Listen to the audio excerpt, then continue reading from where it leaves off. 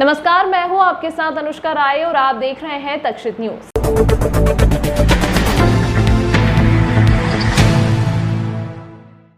नगर निगम नेता प्रतिपक्ष चिंटू चौकसे ने पत्रकार वार्ता आयोजित की, जिसमें उन्होंने कहा कि यदि रेड जोन में नहीं हुआ बदलाव तो हर 15 दिन में महापौर पुष्यमित्र भार्गव का किया जाएगा घेराव। इस दौरान नेता प्रतिपक्ष ने इंदौर नगर निगम महापौर को जमकर घेरा। उन्होंने कहा कि नगर निगम एक और कहती है कि शहर में किसी तरह का नया टैक्स नहीं लगाया गया है, लेकिन इंदौर की जनता पर नगर निगम ने अतिरिक्त टैक्स का भार डाल रखा है, जिसको लेकर नेता प्रतिपक्ष ने निगम परिषद पर लगाए गंभीर आरोप। वहीं नेता प्रतिपक्ष का कहना है कि इंदौर शहर में 531 कॉलोनियों में जाकर कांग्रेस का पार्षद दल जनता के बीच जाएगा और नगर निगम के कारनामे उजागर करेगी। यदि रेड जोन पर नगर निगम की नींद फिर भी नहीं खुलती है, इसको लेकर महापौर को ज्ञापन देकर हर 15 दिन में महापौर का घेराव किया जाएगा। नेता प्रतिपक्ष ने कहा कि महापौर बनने के 10 माह हो चुके हैं, लेकिन शहर में विकास कार्य के बजाय केवल टेंडर डाले जा रहे हैं। नगर निगम का तो मुझे नहीं लगता कि बहुत ज्यादा कोई फिजूल खर्ची आदमी करेगा, मोहल्ले के लोगों को बुलाएगा, नारियल फोड़ेगा, तभी तो कहीं ना कहीं आदमी तक काम पहुंचेगा।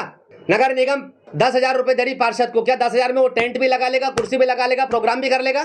नहीं कर पाएगा। तो अगर किसी प्रोग्राम का, अगर किसी पार्षद को भूमि पूजन करना है और छोटी छोटी व्यवस्थाएं नगर निगम से मांगता है, तो निश्चित रूप से नगर निगम को देना चाहिए और रोकना है। तो इतनी बड़ी बड़ी जो फिजूल खर्ची है, इतनी बड़ी बड़ी ब्रांडिंग है, हर बार कोई भी आता तो बड़े बड़े होर्डिंग कटआउट लगा देते हो, अगर उसको रोक दिया तो निश्चित रूप से इंदौर शहर नगर निगम स्वावलंबी होगी। स्वच्छता इंदौर की जान है, इंदौर की शान है, इंदौर का मान है और इंदौर का गर्व है। लेकिन स्वच्छता के साथ साथ में बेसिकली नगर निगम जिन चीजों के लिए बनी है कि हम ड्रेनेज सिस्टम कैसे व्यवस्थित हो, साफ स्वच्छ पानी इंदौर शहर की जनता को कैसे मिले, प्रेशर से पानी कैसे मिले, वो काम हम कर नहीं पा रहे। साल में से 6 महीने हम स्वच्छता के नाम पे बोलते हैं, अभी स्वच्छता चल रही है, अभी स्वच्छता में अभी तो ये होने वाला, अभी ये होने वाला है, सर्वेक्षण आने वाला है। साल में 6 महीने हम सर्वेक्षण के नाम पे निकाल देते हैं, लेकिन सर्वेक्षण के साथ साथ अब आवश्यक है कि इंदौर शहर को हम कॉन्क्रीट रिजल्ट दें, जो इंदौर शहर की बेसिक आवश्यकता है। साल भर से सुन रहे हैं अमृत आएगी, अमृत आएगी, अमृत 2 आएगी। कब अमृत 2 आएगी और कब हमारे प्रदेशपुरा से लेके तो हमारे 45-46 वार्ड से लेके इकबाल भाई वाले वार्ड में, अनवर भाई वाले वार्ड, हमारे वार्डों में नर्मदा पहुंचेगी, कब नई टंकियों का निर्माण होगा, कब इंदौर शहर की स्थिति पानी को लेकर अच्छी मजबूत होगी, ये सब भविष्य के गर्त में छुपा हुआ है।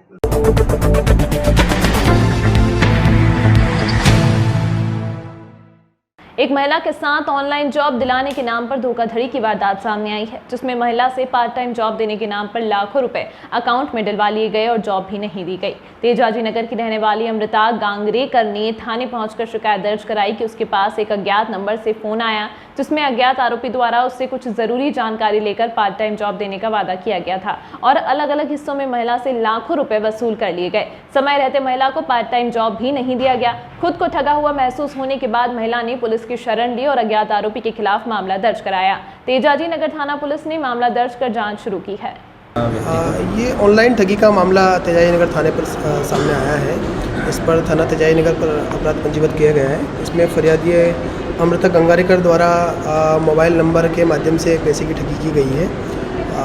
इनको पार्ट टाइम जॉब दिलवाने का भरोसा दिया गया था और इस आधार पर इन्होंने कांटेक्ट किया था, लेकिन इनका यह कहना है कि उनसे लगभग 1 लाख रुपए के आसपास डलवा लिए गए, ना ही कोई जॉब दी गई है और ना ही वापस पैसे इनको मिले हैं।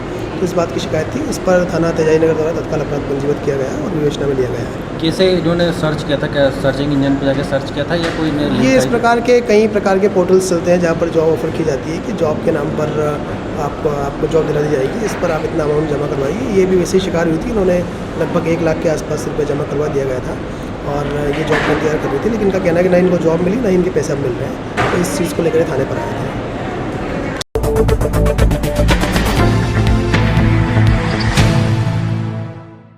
देवी अहिल्या विश्वविद्यालय में लगातार हो रही अनियमितताओं को देखते हुए विद्यार्थी परिषद अपनी 25 सूत्रीय मांगों को लेकर 14 जून को विश्वविद्यालय परिषद का घेराव कर कुलपति को ज्ञापन सौंपेगी।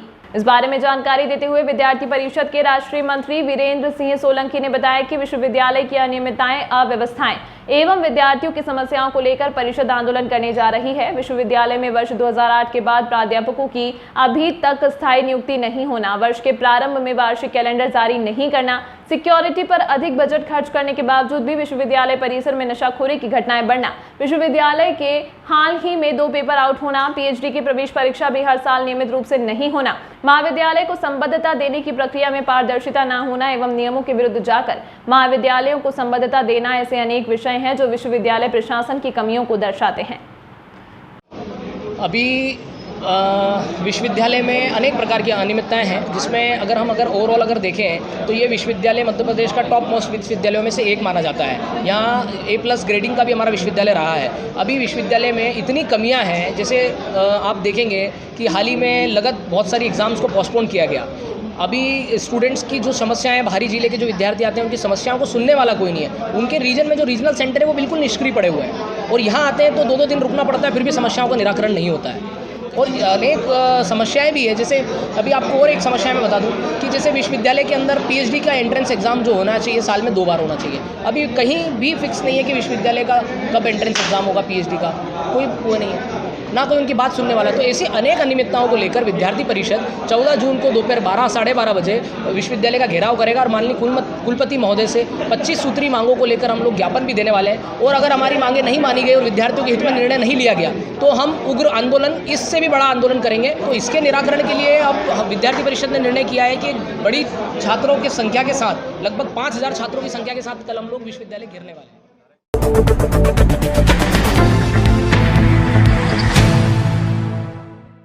इंदौर क्राइम ब्रांच द्वारा हज यात्रा व वीजा कराने के नाम पर करोड़ों की ठगी करने वाले अंतर्राज्यीय गिरोह के 2 सदस्यों को मुंबई से गिरफ्तार किया गया है। बदमाशों द्वारा ऑनलाइन तरीके से कुल 50 लाख रुपए की राशि धार्मिक यात्रियों से वसूली, जिनसे अब पुलिस पूछताछ में जुटी हुई है। क्राइम ब्रांच बदमाशों से लगातार पूछताछ में जुटी हुई है।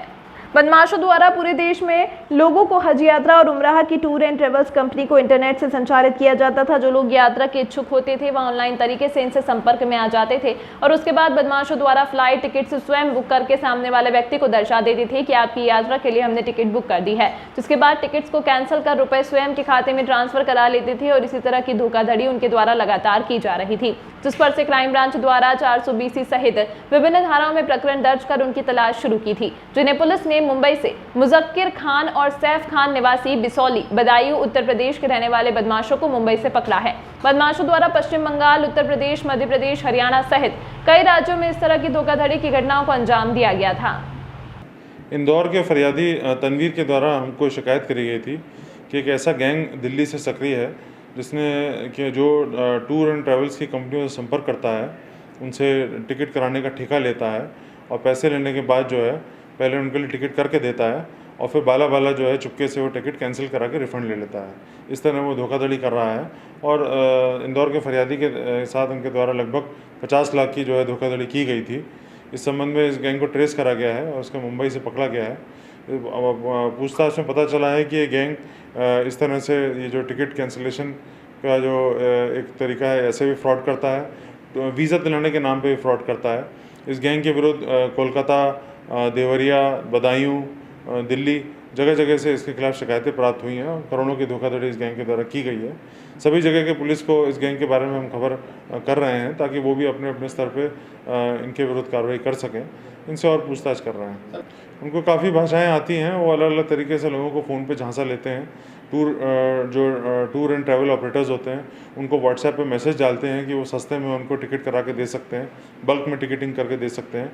उनको उनके नंबर खोज के उनको व्हाट्सएप पे मैसेज डालते हैं और वो जो झांसे में फंस जाता है उसके साथ ये वारदात कर देते हैं। कितने राज्यों में करी इन्होंने काफ़ी जगह करी, जैसा मैंने बताया आपको, कोलकाता, यूपी, दिल्ली, मध्य प्रदेश, जगह जगह इनके जो है विक्टिम्स हैं और 2 लोगों को पकड़ा गया है इसमें, सैफ खान और मुजक्किर खान नाम के 2 व्यक्तियों को। इसमें और भी पूछताछ चल रही है। सर, नंबर कहाँ से जुगाड़ते थे संबंधित व्यक्ति? इनको गूगल से, इंटरनेट से इनको ट्रैवल ऑपरेटर्स के नंबर मिल जाते थे जो कि हज कराने में कराते हैं, उसकी ट्रैवल्स कराते हैं, तो उनसे जो है ये संपर्क करते थे व्हाट्सएप के माध्यम से और फिर उनको झांसे देते थे। तमाम महत्वपूर्ण खबरों के लिए बने रहिए तक्षित न्यूज़ के साथ।